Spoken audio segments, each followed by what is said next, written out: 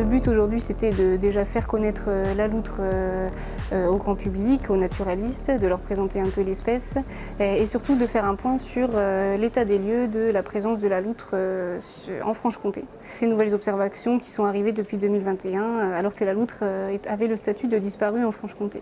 Et c'était aussi d'aborder un peu le sujet cohabitation, loutre et pisciculture qui est un sujet aussi en France globalement chez les prédateurs. Elle est présente depuis 2011 en Bourgogne.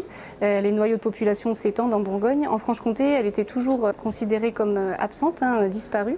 Et c'est depuis la fin 2021 que plusieurs observations ont été faites tout au long de l'année 2022. Mais aucun signe qui montre qu'elle est pour l'instant installée. Donc on n'a pas un vrai retour de la loutre, mais une réapparition. Et donc on continue le suivi pour voir si elle s'installe finalement en Franche-Comté. Il y a encore des menaces qui pèsent sur cette espèce, comme les collisions routières, les habitats qui sont à restaurer, qui sont plutôt dégradés, une ressource alimentaire aussi parfois qui est insuffisante pour son installation. L'activité humaine peut, par le dérangement, par toutes les activités du style réseau routier, le dérangement au bord des rivières avec les chiens, etc., peut gêner l'installation de la loutre en effet aujourd'hui.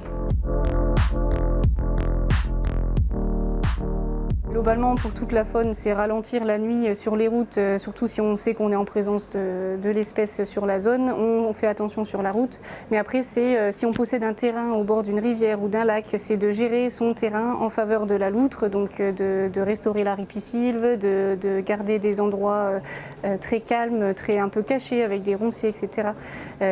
Donc c'est ce qu'on appelle les havres de paix. En fait, chacun, si vous avez un terrain en bord de cours d'eau, en milieu humide, peut signer un havre de paix pour la loutre qui permet de l'accompagner et de favoriser son retour dans ces secteurs.